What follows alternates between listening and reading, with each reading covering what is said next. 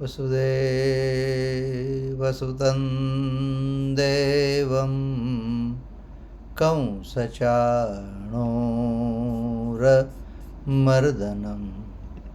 देवकी परमानन्दं कृष्णं वन्दे जगद्गुरुम्. We are on chapter 2 and the verse 12 continue. Okay. So the verse 12, chapter 2, we have started from last week. We will see now little more in that. Okay, the chapter 2, verse 12. न त्वेवाहं जातुनासम् न त्वेवाहं जातुनासं न त्वं नेमे जनाधिपः न त्वं नेमे जनाधिपः न चैव न भविष्यामः न चैव न भविष्यामः सर्वे वयमतः परं सर्वे वयमतः परं. Bhagavan says, in fact, there was never a time when I or you or these kings were non-existent, nor is it right that we shall cease to be in future.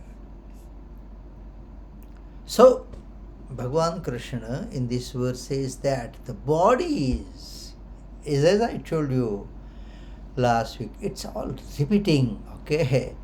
In another way, hammering literally. The bodies are perishable, while the self is imperishable. Bhagavan has tried to explain this with a different angle, okay? It is a rule that what exists in the beginning and the end also exists in the middle. And what does not exist in the beginning and the end does not exist in the middle. Does not exist in the middle either. But the question arises here that how in the middle these bodies are visible.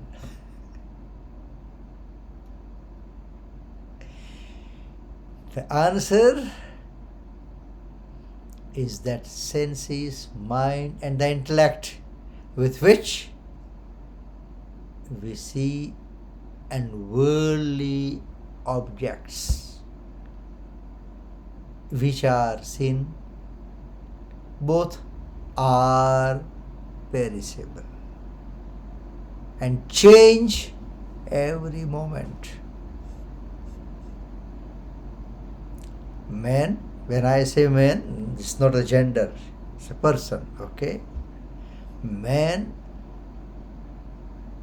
self-identifies himself with seen.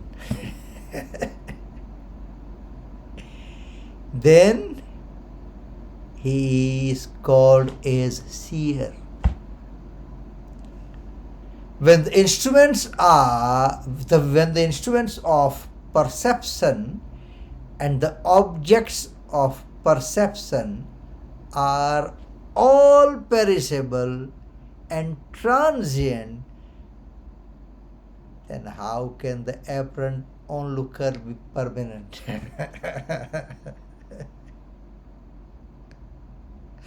Yes, yes, but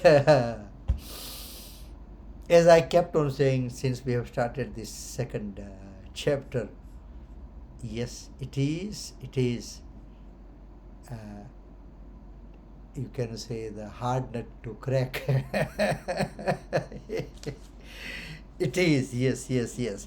But the whole thing, the whole, basically whole the Bhagavad Gita, which is presented to us, when I say the humankind, the human being, and that has come from the despondency of Arjun. Oh man, if I'm going to kill, what's going to happen? And as we have seen in the 7th verse, Arjun has accepted the discipleship of Bhagwan Krishna. He has surrendered to Bhagwan Krishna and told that, please guide me the righteous path. Yashreyam nishitam bruhitan me. But then still, at one hand, he has said that I have accepted your discipleship. And on the other hand, he said, no, but I won't fight. I won't fight. That's the two things. But you know, if it's not an exact comparison. We always we say in English, one must compare apple to apple and not apple to onion. Tomato to tomato and not tomato to potato. It's different. But still, if we try to look at but the English literature, I am not the authority in English literature. I must accept the reality. But yes, the big name in English literature is, of course, the Shakespeare. Those who have read or studied, they probably will know, or they probably will understand and enjoy more what I'm going to share now with you. I have read roughly 40 years back. So whatever I remember, the main character, not main character, but you can say the out of Shakespeare's stories, all tragic, most of them tragic. Hamlet. It will when I put few sentences, it will motivate you to read. Then you will read in detail. But what exactly Hamlet is? What's the story all about Hamlet? Again, I must have read nearly 40 years back, okay? So, Hamlet is the son of king in Denmark.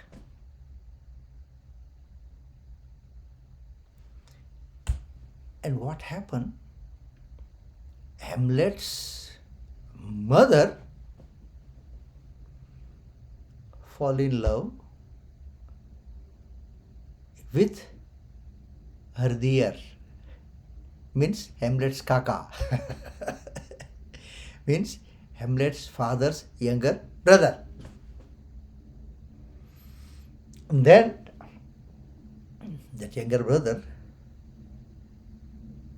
killed the elder brother, the king, the Raja, Hamlet's mother's husband.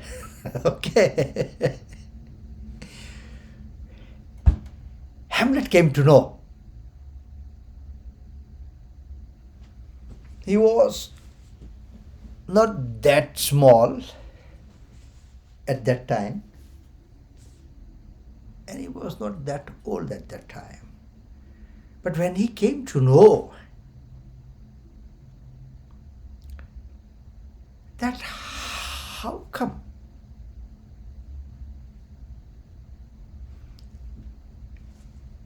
my kaka killed my father, I must kill him. I must kill him. It's not fair. It's not fair.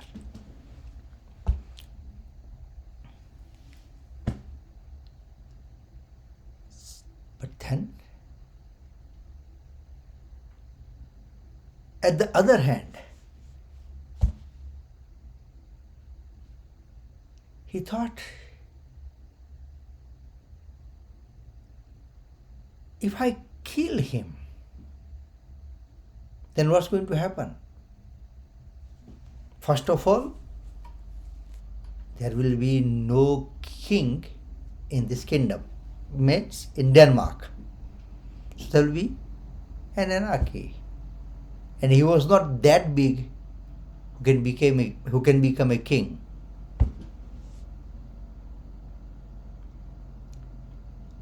On top of that,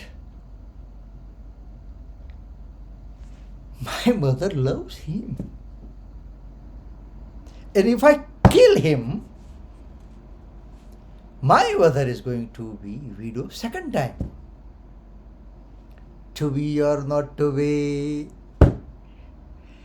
This well-known phrase in Hamlet, to be or not to be, the question for me. What to do? Then he was thinking, man, then rather let me commit suicide. So at least I don't have to witness this kind of thing. That was, roughly what I have. I remember, that's a story. But what I mean to say, the point is, Hamlet did not have Bhagwan Krishna in his life, whereas Arjun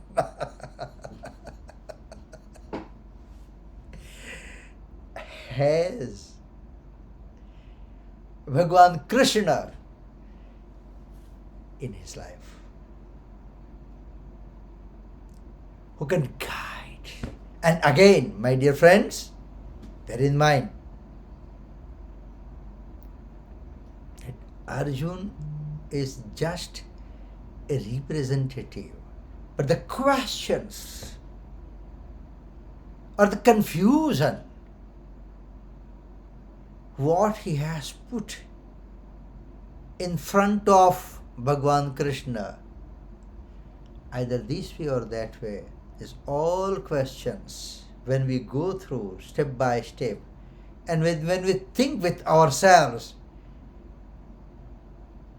it will make, I deliberately not using word you, it will make us convinced that yes, these are all our questions. And friends, that's why we need Geeta in our life.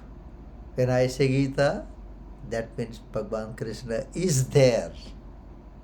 You can't separate Bhagavad Gita and Bhagwan Krishna.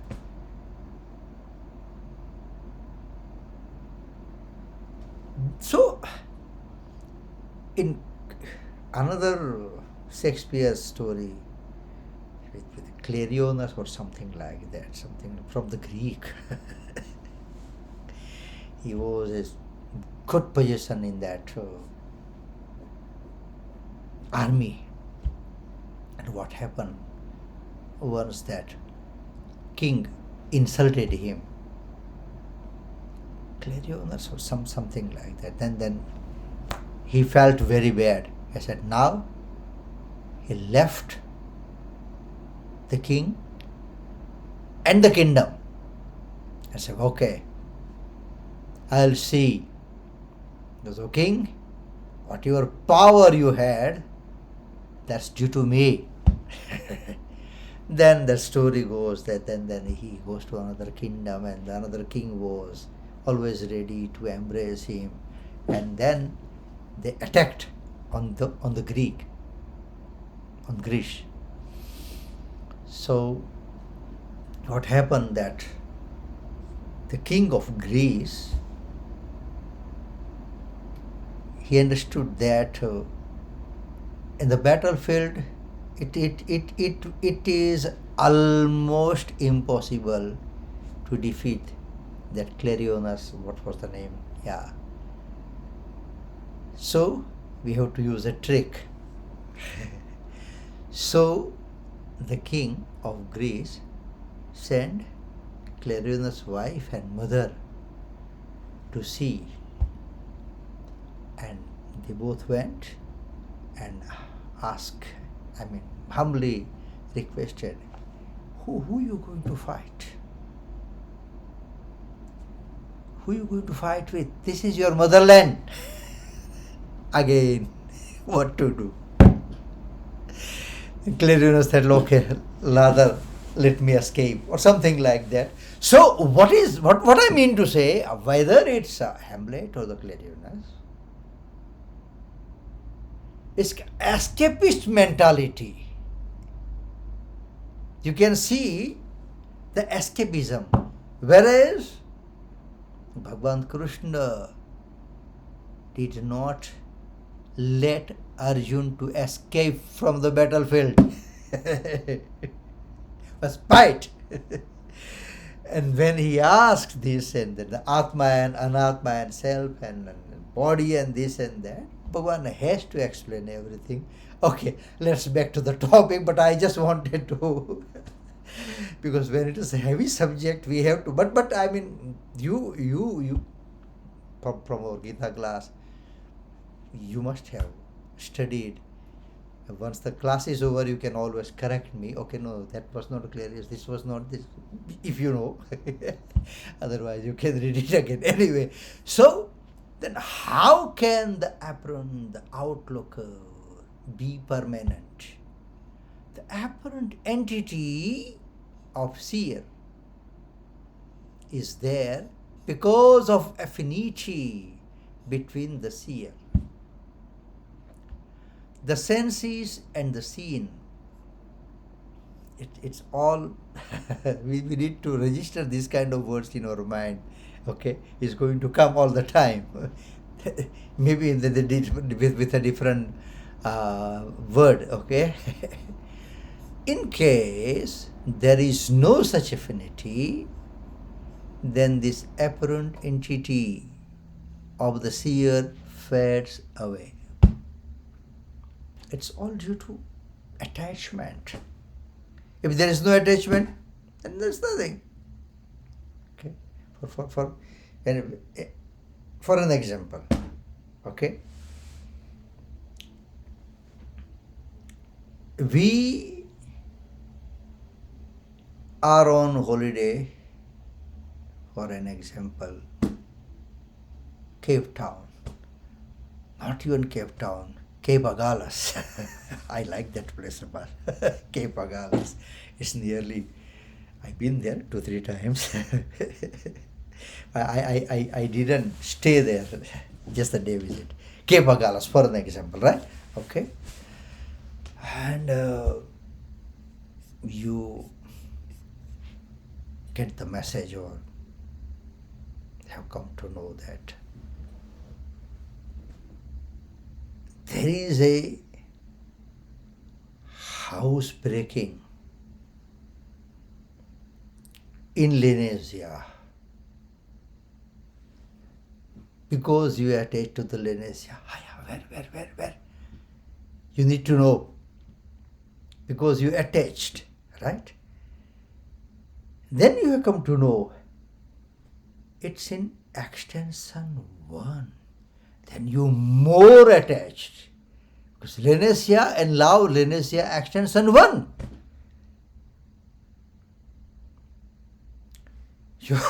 Your pressure is shooting up.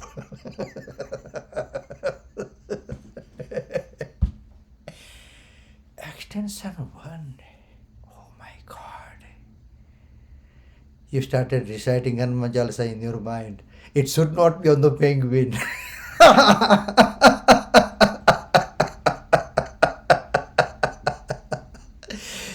But then you come to know it is on extension 1 penguin.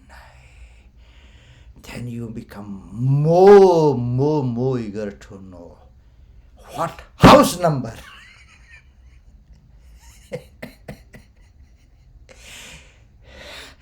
House number 73. Then it's fine because I am on 46. You got my point. Attachment.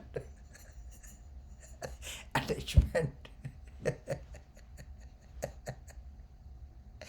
So, this apparent entity of the seer, or here in our example of thinker, fades away. Because now, no. If it is on somewhere on 73 or another number of, then I don't have to worry. Let me enjoy my Kepagalas. If somebody is watching or somebody is going to watch and on 73, I apologize well in advance. It is just for an example. I didn't mean it, okay? Anyway. Yeah. So, but the base of the apparent entity, which is truth, persists. That truth is called the base of creation, the preservation, destruction, and illuminator of all seeing entities. These names, base and illuminator, are only in relation to objects which they base and illumine. Very good. In the absence of those objects, the truth ever remains as it is. He who has an eye for the truth can never grieve. This way, I, you, and these kings are not to be grieved at all, Bhagavan says to Arjuna.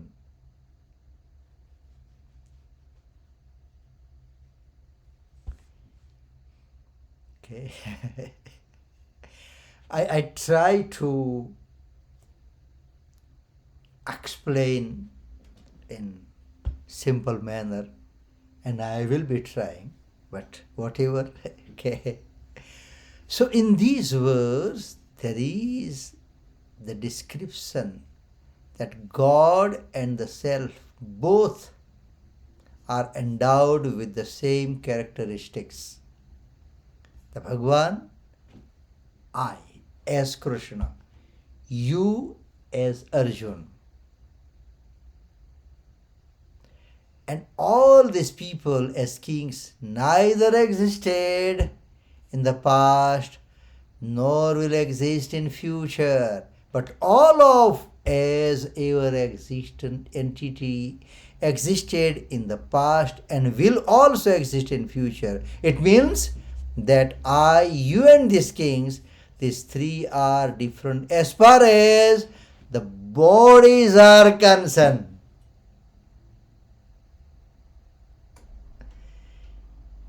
These future, past, present, whatever, is the body. Because the self, Atma, is eternal.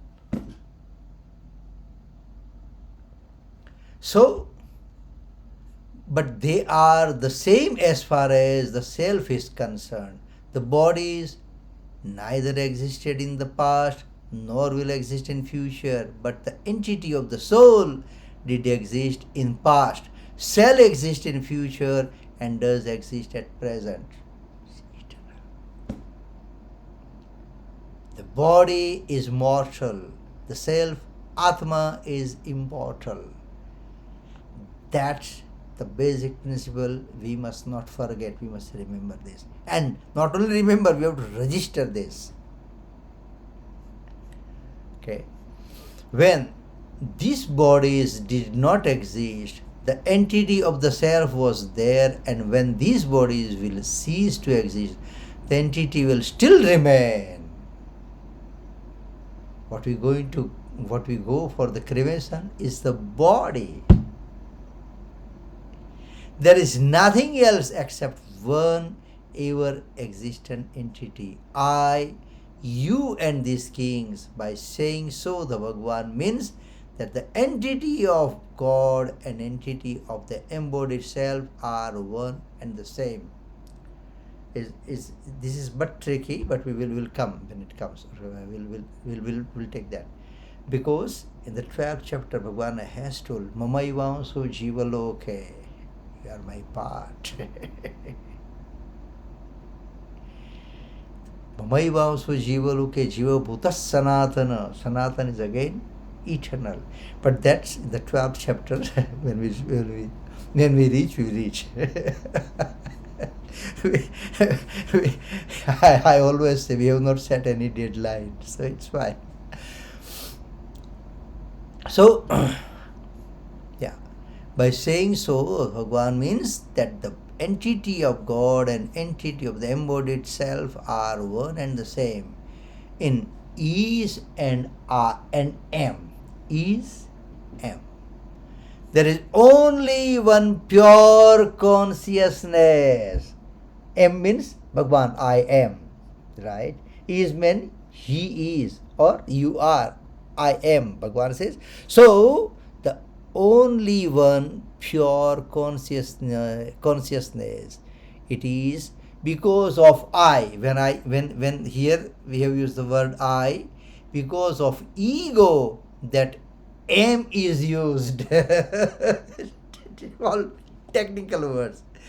It is because of I, in bracket ego, that am is used. If there is no affinity for I, right? If there is no attachment for I, then am will not remain.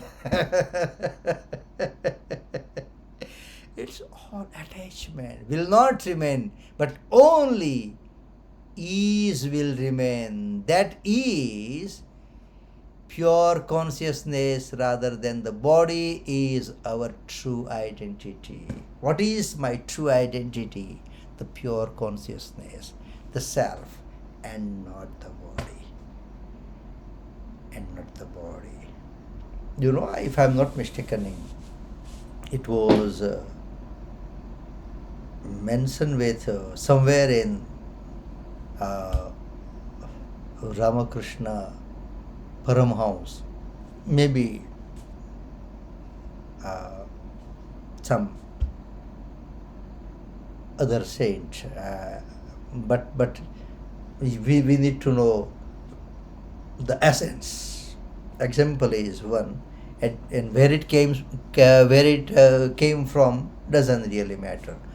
So, but I remember it with Ramakrishna Paramhans. I mean, Ramakrishna Paramhans was a master of Swami Vivekananda. So,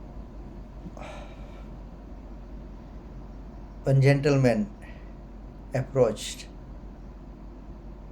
Swami Ramakrishna Paramhans that I want to see God. Can you show me? Or in our South African terms, can you make a plan?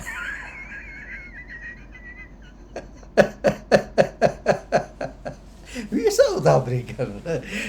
We need to understand in our terms. So, Swamiji says, okay, give me your address. So he says, 46 Penguin.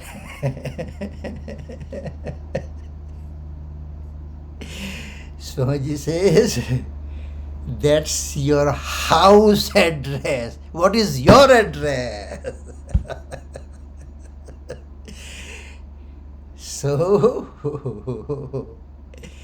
what is my identity? What is true identity? Is a pure consciousness, the self, the Atma, not the body, not the body.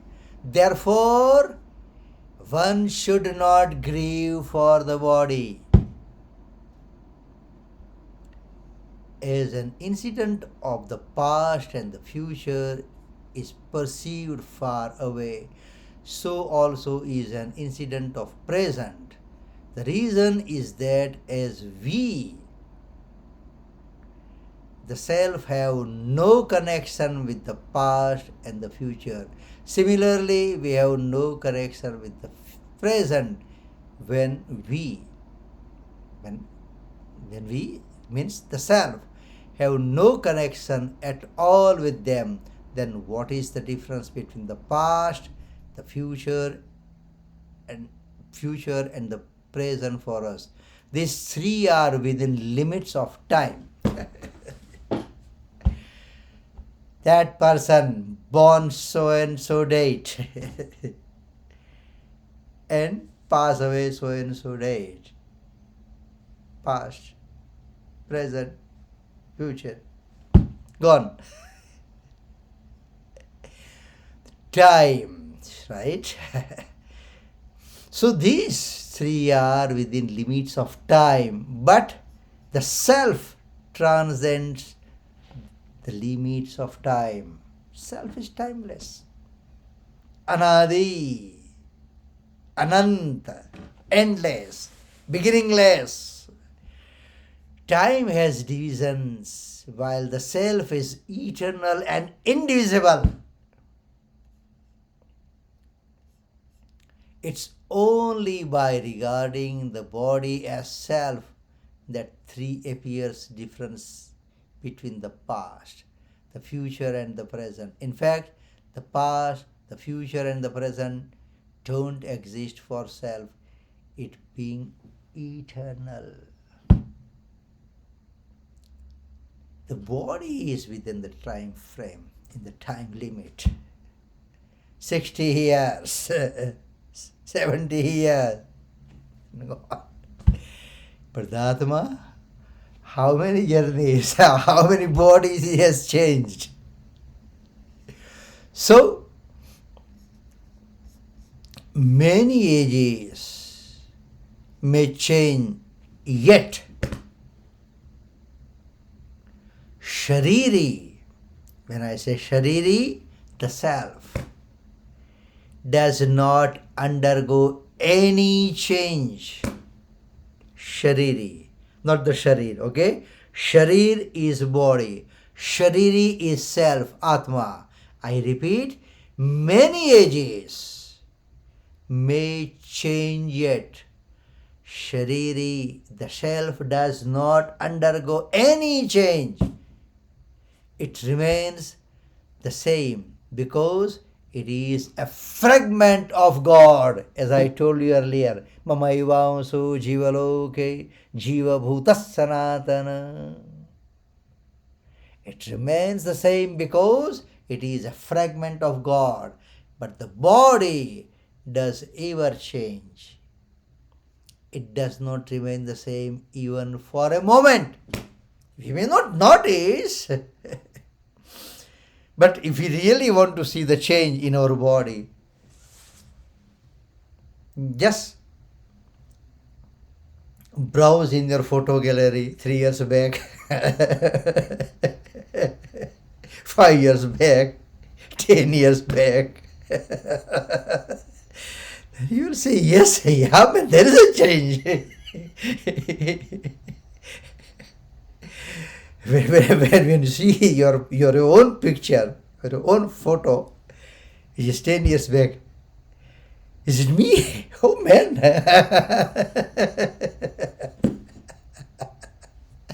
So, Shariri, the self, never changes. So here we have completed the 12th verse of Bhagavad Gita. That's the second chapter. Okay. Next week we will be starting the 13th verse, and Bhagavan is explaining with the example. Bhagavan says, Dehinosmin yatha dehe kaumaram yavanam jara tatha dehantaras prapti dhirastatra muhyate. But that we will see next week. Okay. And today's explanation, today's discussion, whatever you like. Credit goes to all the saints, all the great men, all the scripture, whatever I have studied, I have heard, I have read. Absolutely nothing belongs to me. I cannot put my copyright, stamp of my copyright. No. Even Bhagwan Krishna himself not put the copyright. That will come somewhere in 13th chapter, if I'm not mistaken. But when it comes, so I can't. I repeat that our main reference book is Swami Ram Sukdas Ji's Sadhak Sanjeevani. So credit goes to all this kind of literature. It can be in form of audio or the print or anything, or the soft cover, whichever, but nothing belongs to me. As in the beginning, and I kept on saying, this is but hard subject. But yes, we will conclude this with our regular prayer, which was done by Arjuna in the 18th chapter, the 17th, third verse.